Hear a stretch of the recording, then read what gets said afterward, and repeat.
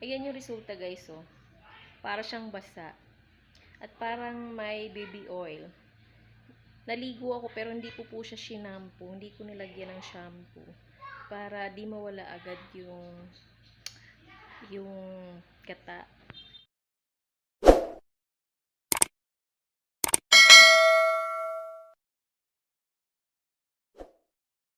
君の虜になってしまえばきっとこの夏は充実するのモード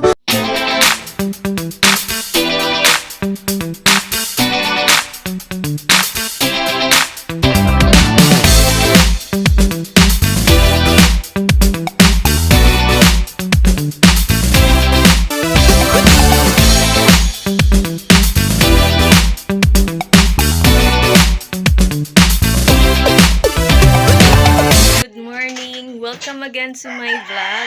But before we start our video, please like and subscribe to my YouTube channel, Arlene Mendoza's vlog. And don't forget to hit the bell para lagi kayong updated sa mga videos ko. Yes, okay. So, our topic is about coconut.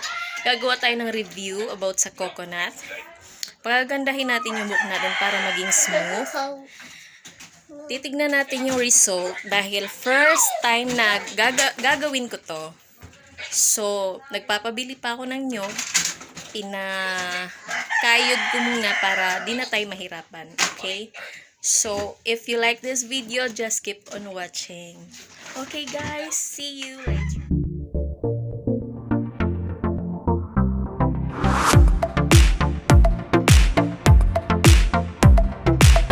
Hi guys, ito na yung nyog na pinabili ko. Ayan. As you can see, already kayod na siya guys. Kirayod na. O, diba? Start na tayo guys. Keep on watching my vlog. Lagyan muna natin ng tubig guys. Pagkatapos, pipigain natin. Lalagay natin to sa buhok. Ayan. Dapat konti lang para di masyadong malabnaw. Tapos, sasalain natin. Okay. Agay! Yan, medyo ilapit mo, Carl. Yan, lapit mo pa, Carl. Yan. Kasi yung gagamitin natin yung pinaka, tawag dito? Tawag dito? Gata. Hindi ka pa alam eh. Hindi ko alam yung ano. Hindi ko alam yung Tagalog. Pinakagata. Yan. Sa Bisaya. Anong Bisaya? Anong gata? Gata? Same lang pala guys. Okay. Pinakaduga. Gata, duga, duga ani. Edi wow.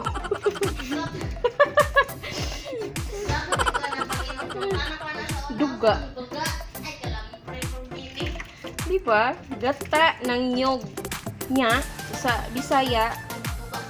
Duga sa lubi. Murag ba uman? Murag Tagalog mo ng gata. Yes.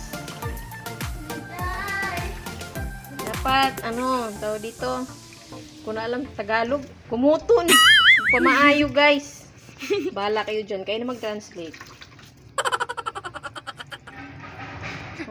Kung sa kanta pa, gikumot-kumot. Gikumot-kumot. Sa dakong kamot. Diba? Tapos, lagay natin sa salaan. Video mo naman yung salaan. Yan, lapit mo. Yan, kita nyo.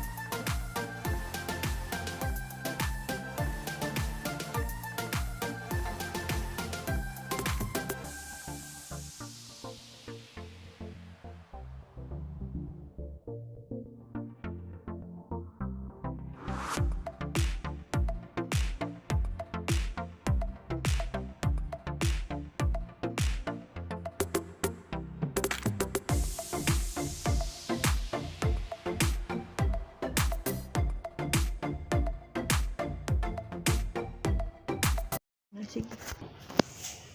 Ikon sa kong naon. Hi. Hayaga po doy. Patay mo yung flashlight. O sige, okay lang yan, may flashlight. Okay, start na tayo guys. Lalagyan na natin yung buhok natin. Ganito, paglagay. Dapat ano yung buhok, nakalugay. Tapos, kailangan may planggana. Para in case na magkulang, ulitin mo ulit. Lagay mo ulit sa buhok mo.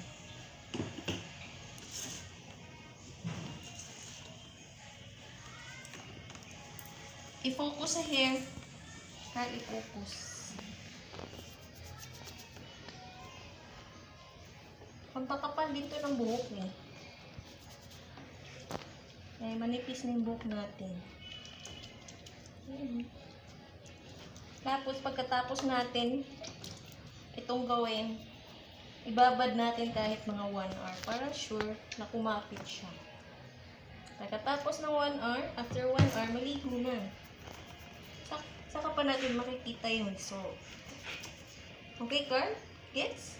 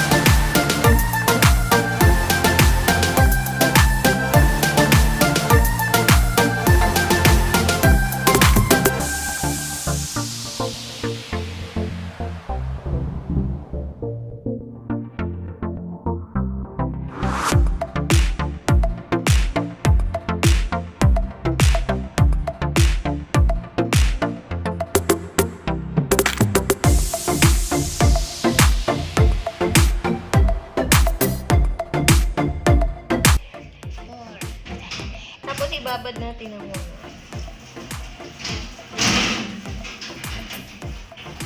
Guys, tapos na tayo maglagay sa buhok natin. Binalot po natin ng plastic. Maghihintay po tayo ng 1 hour before tayo maligo. Okay?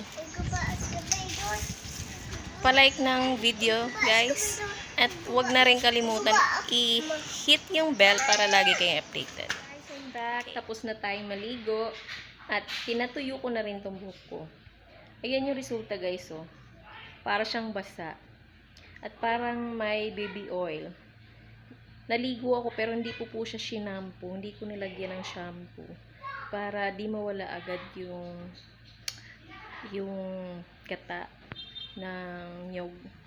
Ayan, oh, ang kintab. Papakita ko mamaya yung likod nito. Ang kintab niya, bagsak na bagsak. Lalo tuloy na halata yung buhok ko na manipis. Ayan. Parang basa, ano? Yan, no? Bagsak na bagsak siya, guys. So, gagawin ko to mga 3 times a week. Para yung dry ng hair ko mawala. So, ito na. Diba, guys? Mukha lang siyang basa, pero na siya, tuyo na siya. Para siyang basa, tapos makintab. Yan yung result ng paggamit ko ng nyog. O, diba? Na. So, for today, guys, and don't forget to like and share and hit the notification bell para lagi kayong updated. Thank you guys. Thank you for watching. Bye-bye.